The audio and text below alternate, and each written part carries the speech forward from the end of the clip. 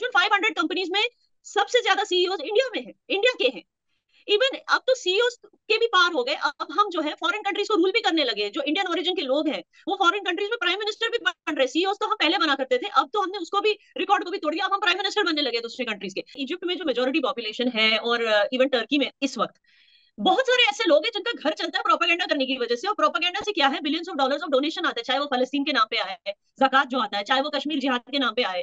तो अब कश्मीर जिहाद ही नहीं रहेगा तो उनके पॉकेट में धक्का लगेगा भाई। जो billions of dollars of industry है, जो चंदा उनको मिलता है, जिससे उनका घर चलता है, वो कुछ काम तो करते नहीं आते। जो ये लोग हैं जो इजिप्शियन, इजिप्ट तो अड्डा है ना मुस्लिम ब्रदरहुड का, तो आप समझ सकते हो ये सारे लोग अपना पैसा जक़ात पे चलाते हैं अपना घर, जो फलस्तीन और कश्मीर जिहाद के नाम पे आते हैं। तो ऑब्वियसली उनको ये तकलीफ होगी, और जो वहां की जो हुक्मरान है वो अपने लोगों को खुश करने में लगे हुए हैं। सो आई डोंट, सऊदी अरेबिया जो है वो एक वो कहते हैं ना धर्म युद्ध में फंसा हुआ है। हालांकि वो चाहता है कि चाहे इंडिया हो या इसराइल रिलेशंस अच्छे हो। जो अभी जो एमबीएस हैं, जो उनके रूलर हैं, उनके king, he is very broad minded, he is very very practical ruler. लेकिन कभी कभी वो होता है ना मौलवी मुतव्वे लोगों के बीच में दब जाते हैं, जैसे आपका पाकिस्तान भी दबा हुआ है अभी तक। तो ये चीजें होती है। सो वी अंडरस्टैंड दैट जब आप मौलवी मुतव्वों को इतना पावर देंगे तो आप प्रैक्टिकल डिसीजंस नहीं ले पाएंगे। तो इट्स अ फैक्ट जी। अच्छा, या ना मैंने आपकी गुफ्तगू से, आपकी बातों से, और ना सिर्फ आपकी बातों से, जितने भी इंडिया से हम जर्नलिस्ट देखते हैं या एक्टिविस्ट देखते हैं, इवन आम जो पब्लिक है, कॉमन पब्लिक है इंडिया की, एक अजीब सा कॉन्फिडेंस इन दिनों हम देख रहे हैं पब्लिक में। आज अगर किसी से बात करें चाइना के साथ कैसे रिलेशन, वो कहता है चाइना कौन, हमें चाइना से फर्क नहीं पड़ता। आपने बोला चाइना का क्या, सऊदीया का क्या, मतलब ये कॉन्फिडेंस यूथ में कैसे आया? ये विजन का कोई फर्क है? पीएम मोदी की भी जो विजन है उसको लेकर आप लोग चल रहे हैं, या फिर एजुकेशन का फर्क है, या फिर आप कह लें कि अपनी खामियों को छुपाने के लिए इतना कॉन्फिडेंट हो रहे हैं? मतलब वो एक माइंड में बात आ रही है तो आपसे पूछ रहा हूँ। देखिए कॉन्फिडेंट हम लोग इसलिए हैं बिकॉज यस, जब से मोदी जी पावर में आए हैं, स्टार्टिंग में हमें भी लगता था ये क्या प्राइम मिनिस्टर है भाई, ये खाली दुनिया घूमने में इंटरेस्टेड है। लेकिन जो उन्होंने इंडिया का एक ओहदा जो है, हमारी जो इज्जत उन्होंने एक बनाई है पूरी दुनिया में कि इंडियंस आर सुपीरियर रेस।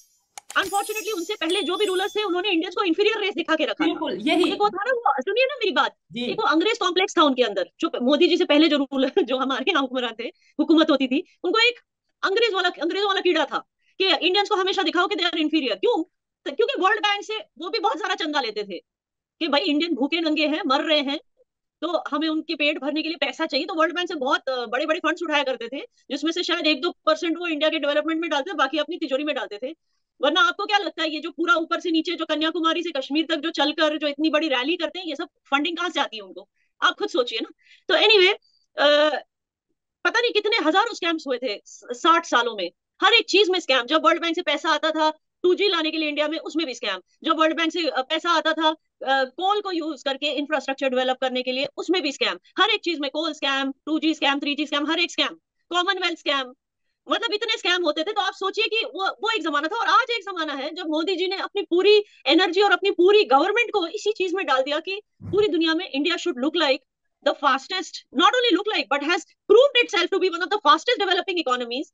और लोगों की आप देखिए, हमारा पर कैपिटा इनकम बढ़ता जा रहा है, एजुकेशन सेक्टर में हम आगे बढ़ते जा रहे हैं। दुनिया के सबसे ज्यादा एजुकेटेड लोग तो इंडियंस ही है, ये तो आपको मानना चाहिए। No doubt. दुनिया की दुनिया की जो भी आप कंट्री ले लो, जो सीईओज हैं, जिन जिन कंट्रीज में जो बड़े बड़े कंपनीज हैं, फॉर्च्यून 500 कंपनीज में सबसे ज्यादा सीईओज इंडिया में है, इंडिया के हैं। इवन अब तो सीईओ के भी पार हो गए, अब हम जो है फॉरेन कंट्रीज को रूल भी करने लगे हैं। जो इंडियन ओरिजिन के लोग हैं वो फॉरेन कंट्रीज में प्राइम मिनिस्टर भी बन रहे। सीईओ तो हम पहले बना करते थे, अब तो हमने उसको भी रिकॉर्ड को भी तोड़ दिया, अब हम प्राइम मिनिस्टर बनने लगे दूसरे कंट्रीज के। तो आप सोचिए, अगर हमें सुपीरियोरिटी कॉम्प्लेक्स नहीं होगा तो क्या होगा? Obviously we are a superior race and we have always prove that throughout history. आप पूरे हिस्ट्री में ले लीजिए, हम कभी मुंह उठाकर किसी और की कंट्री में नहीं गए रूल करने के लिए, अटैक करने के लिए, लूटने के लिए। लेकिन हमारी कंट्री में हमेशा, चाहे वो अंग्रेज हैं, पोर्चुगीज हैं, चाहे वो अरबी हैं, सब हमारी कंट्री में घुसने की कोशिश उन्होंने की है, चाहे वो चाइना भी है ईस्ट से। लेकिन हम कभी कहीं गए नहीं, क्योंकि हम हमेशा सेल्फ सफिशिएंट रहे हैं। और मोदी जी की गवर्नमेंट ने इस चीज को फिर से जो है सामने लाया है कि भाई आप लोग कोई भूखे नंगे लोग नहीं, आप लोग एक सुपीरियर रेस हो। ये चीज हमें याद दिलाई है मोदी नो जी की डाउट, गवर्नमेंट। इस बात में कोई शक नहीं कि पाकिस्तान हो, बांग्लादेश हो, इंडिया हो, आज से 10-15 साल पहले की बात करें, 20 साल पहले की बात करें, तो इन कंट्रीज के लोग फॉरेन जाने में फख्र महसूस करते थे, प्राउड फील करते थे, इवन किसी गोरे के साथ सेल्फी लेने में प्राउड फील करते थे। लेकिन जब से इंडिया में इतनी तेजी से डेवलपमेंट हो रही है, आज इंडिया के लोग, इंडिया की यूथ खुद ये कहते नजर आते हैं कि भाई हम ब्रांड हैं, हमारे नो साथ आई कांट हियर यू। बेहतर करना है करे, जिसको रिलेशन बेहतर नहीं करना ना करे। इस बात में कोई शक नहीं। या ना नेक्स्ट क्वेश्चन मेरा ये है आपसे कि एक साइड पे आप ये कहते हैं, आपकी गवर्नमेंट ये कहती है कि कश्मीर में सब कुछ नॉर्मल है, कश्मीर के लोग हों और कश्मीर की गवर्नमेंट हो, इंडिया की गवर्नमेंट हो, इंडिया के फोर्सेस हो, आपस में अंडरस्टैंडिंग है। लेकिन दूसरे साइड पे अभी आपका ही मीडिया ये दिखाता नजर आ रहा है कि कश्मीर में सिक्योरिटी को बहुत ज्यादा टाइट किया जा रहा है। डोंट वरी, यहाँ पे जो है हमने सिक्योरिटी अच्छे से तैनात करके रखी, ये हम दिखाना चाहते हैं, क्योंकि एक आम कश्मीरी नहीं चाहता कि कोई भी ऐसा हादसा हो। क्योंकि जैसे मैंने कहा, कश्मीर जिहाद के नाम पे चंदा मांगने वाले बहुत लोग हैं, और वो नहीं चाहते कि कश्मीर में नॉर्मल सी दिखे, तो वो कोशिश करेंगे कुछ ना कुछ खराब करने की। लेकिन एक आम कश्मीरी नहीं चाहता है कि कुछ कोई भी चीज बिगड़ जाए, कोई भी हादसा कहीं भी हो जाए, जिसकी वजह से ये जो डेलीगेट्स हैं ये आके फिर इनको लगे कि नहीं भाई, कश्मीर तो हमने कश्मीर से हाथ ऊपर कर दिया, हम यहाँ इन्वेस्ट भी नहीं करेंगे, हम यहाँ टूरिज्म भी नहीं करेंगे, हमें कश्मीर से यहाँ सेफ नहीं है। ठीक है। अगर लोगों ने इस तरह का, अगर हमारे कश्मीर का रेपुटेशन ऐसे हो गया, तो इससे नुकसान हमें होगा, आप लोगों को तो नहीं होगा। तो इसीलिए आप लोग मुझे लगता है आप लोगों को हक नहीं है ऐसे पूछने का कि आपने सिक्योरिटी क्यों बढ़ा के रखी। इसलिए बढ़ा के रखी क्योंकि हम नहीं चाहते, एक आम कश्मीरी नहीं चाहता कि फिर से उसकी कश्मीर, उसकी सरजमीन की बदनामी हो। जी। जी बिल्कुल, आपकी अपनी ओपिनियन है। अगर आपको लगता है कि हमें हक नहीं है तो नो डाउट हमें ये क्वेश्चन नहीं करना चाहिए। या ना, बहुत से लोग ये सवाल करते हैं कि जी जो बलूचिस्तान में हो रहा है वो इंडिया के जो एक्टिविस्ट हैं, इंडिया की जो एजेंसीज हैं वो बलूचिस्तान में इन्वॉल्व हैं। आप इसका क्या आंसर करेंगे? मैं इसका एक ही आंसर करूंगी कि अपने हमसायों को ठीक से जानो। हम लोगों को दान देने वाले लोग हैं, ठीक है ना, हम लोगों को हेल्प, हम अपना पैसा जो है ना, सी इंडियंस इतने इजीली पैसा निकालते नहीं है पॉकेट से। हम अपना पैसा बर्बाद नहीं करेंगे भाई कहीं पे टेररिज्म करवा के, क्यों क्यों करें। हाँ, लेकिन जब इतना इत्मीनान रखिए, जब आप लोग पूरी तरह से बर्बाद हो जाओगे हर एक जगह, चाहे वो बलूचिस्तान ही क्यों ना हो। It's not only Balochistan, Waziristan में भी हो रहा है, गिलगित बाल्टिस्तान में भी प्रोटेस्ट हो रहे हैं, हर जगह प्रोटेस्ट हो रहा है।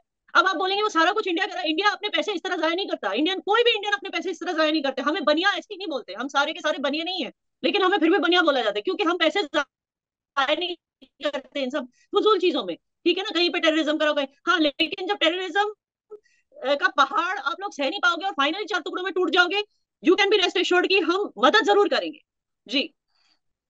अल्लाह ना करे ऐसा हो कि पाकिस्तान के ऊपर कोई ऐसा मुश्किल वक्त आए, लेकिन जो सिचुएशन बनी हुई है इससे इन फ्यूचर बहुत से खतरात सामने नजर आ रहे हैं। एब्सोल्युटली।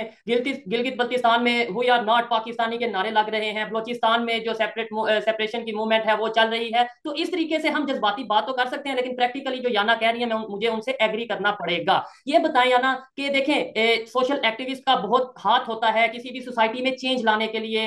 इसके अलावा जर्नलिस्ट का बहुत हाथ होता है किसी भी सोसाइटी में चेंज लाने के लिए। यूट्यूबर्स का, जो भी सोशल मीडिया यूज करते हैं, उनका बहुत हाथ होता है पब्लिक की सोच बदलने में। आप मुझे गाइड करें, आप एक यंग जर्नलिस्ट हैं, मुझे गाइड करें, हमें ऐसा क्या करना चाहिए? देखें, हम आपसे मशवरा तो ले सकते हैं कि वो भी नहीं आप देंगे हमें, तो मुझे बता नहीं, देखिए मुझे। मैं एक बात बताऊं, दिल से देखिए, दिल से हम कोई भी इंडियन ऐसा नहीं है जो चाहता है कि पाकिस्तान चार टुकड़े में टूट जाए या पाकिस्तान बर्बाद हो जाए। कोई इंडियन ऐसे नहीं, क्योंकि हम सब कर्मा में यकीन रखते हैं और हम सोचते हैं कि अगर हमने किसी का बुरा चाहा तो वो बुरा हमारे साथ होगा। लेकिन इतने हद तक हमें इतनी बुरी तरह से ट्रोल किया जाता है, खास करके जो हमारे हिंदू भाई बहन है। कभी बोला जाता है कि वो गौमूत्र पीने वाले हैं, कभी बोला जाता है कि वो ये है वो है, मतलब इतनी बुरी तरह से उनको ट्रोल किया जाता है कि वो भी फिर इसी चीज में लग जाते हैं कि किस तरह पाकिस्तान का ईगो हम बैश करें। ये बिल्कुल। चीज होता है, तो ये एक ईगो गेम चल रहा है। लेकिन जब इंसानियत की बात आती है, तो हम में से कोई नहीं चाहता कि एक देश जो खास करके जो देश हमारा हमसाया मुल्क है वो बर्बाद हो। हम चाहते हैं कि पूरा, और बार बार जब आपने खुद कहा कि मोदी जी ने कहा हम पाकिस्तान के साथ अच्छे रिलेशन चाहते हैं, आपने देखा होगा कि जब आपके फॉरेन मिनिस्टर आए थे उनको अच्छे से इज्जत बख्शी गई थी जब वो आए थे यहाँ पर गोवा। तो जब हम यही दिखाने की कोशिश कर रहे हैं कि हमें कोई प्रॉब्लम नहीं, लेकिन आप लोग सुधर जाओ, आप लोग सुधर जाओ, बार बार एक ही चीज बची है कि मुझे नहीं समझ आता कि आपके सोशल मीडिया इन्फ्लुएंसर्स, चाहे वो शाहिद अफरीदी हो या फलाने फलाने जो भी सेलिब्रिटीज हो आपकी यहाँ की, क्यों वो एंटी इंडिया बोलते हैं। जिस दिन वो एंटी इंडिया बोलना बंद कर दे, या फिर जिस दिन आपकी आवाम उनको चुप कराना शुरू कर दे कि think of good relations with neighbour, उनको बैश करके अपना ईगो बढ़ाने की, अपने आप को ना एक ईगो बूस्ट देने की जरूरत नहीं है, क्योंकि ये आप फेल हो चुके हो इस चीज में। जिस दिन पब्लिक उनको, आप जैसे लोग उठ के ऐसे सेलिब्रिटीज को ओपनली बैश करने लगे कि कुछ और बात करे, कोई प्रैक्टिकल बात करे जिससे आवाम का फायदा हो, तो तब जो है ये चीजें बंद होंगी। जी, ये मतलब जो रिलेशंस आप चाहते हो, जी, ये तब हो सकता है, तब बिल्कुल लोगों की जो जहनियत ऐसा है ही ये है, तब लेकिन बदल सकती है। इशू ये होता है कि जब हम लोग बात करते हैं तो हमें एजेंट कह दिया जाता है, हम लोग बात करते हैं तो बहुत से ये कहा जाता है फंडिंग है। नो डाउट हमारे घर का मसला है। अगर आज चले इंडिया को एक मिनट के लिए हम छोड़ते हैं, जी इंडिया में हिंदू हैं इसलिए हम रिलेशन नहीं, वो आपकी हमारे आवाज फिर अटक हमारे गई। लिए अच्छा नहीं सोचते, हम रिलेशन नहीं चाहते। बांग्लादेश के साथ हमारे रिलेशन क्यों नहीं बेहतर? ईरान मुस्लिम कंट्री, हमारे रिलेशन क्यों नहीं बेहतर? अफगानिस्तान शरई लॉ वहां पे है, वहां पे हमारे रिलेशन क्यों नहीं बेहतर? ये सवाल, ये मतलब ये चीजें हमें सोचने की जरूरत है, एक्चुअली इसका पाकिस्तान एक को और नहीं। रीजन है, एक और रीजन है, ये एक सोशल, आई थिंक एक सोशल जहनियत है पाकिस्तानियों में। Pakistani is very judgmental, very judgmental. हर किसी को जज करते हैं। ये बात मुझे क्यों याद आई, क्योंकि जैसे आपने कहा कि जब भी कोई प्रैक्टिकल और सेम बात करने की, रैशनल बात करने की कोशिश करता है, तो उसको लेबल दिया जाता है ना, जैसे कि लेबलिंग की जाती है कि भाई ये फंडेड है, ये इंडियन एजेंट है, ये वो, ये जज, this is called being judgemental. तो आप खुद को फिर डेमोक्रेसी क्यों बोलते हो? डेमोक्रेसी वो होती है, you should be open to all kinds of ideas. कुछ लोग होंगे जो इंडिया को सही समझते हैं, कुछ लोग होंगे जो इंडिया को गलत समझते हैं। Everything should be open, but it should be in the limits of, कहते हैं ना, एक मैनर्स के साथ, like when you are dealing with someone. जब आपके फॉरेन मिनिस्टर ही जाके फॉरेन प्लेटफॉर्म्स में बोलते हैं बुचर ऑफ गुजरात, ये कोई तरीका है बात करने का? सो सी, इट इज वेरी इंपॉर्टेंट कि यू शुड, पाकिस्तानीज को ना एक सभ्यता सीखने की जरूरत है। ठीक है ना? आप लोग कहीं पे लॉस्ट हो चुके हो, क्योंकि आपको लगता है कि आप इंडिया को बिलोंग नहीं करते, हालांकि वो पूरा लैंड हमारा ही था जिसपे आप लोग रहते हो। आपको लगता है कि हिंदू कल्चर और हिंदू सभ्यता से आपको कोई लेना देना, जबकि इंडिया में रहने वाला मुसलमान जानता है कि भाई हम इन्हीं में से निकले हैं, तो सभ्यता, कल्चर, मर्यादा एक चीज है। We are very strong cultural values, we don't talk like that in public specially. लेकिन आप लोग लॉस्ट हो चुके हो, क्योंकि आप ना इसको एक्सेप्ट कर रहे हो, और आप लोग कोशिश कर रहे हो खुद को अरबी दिखाने का।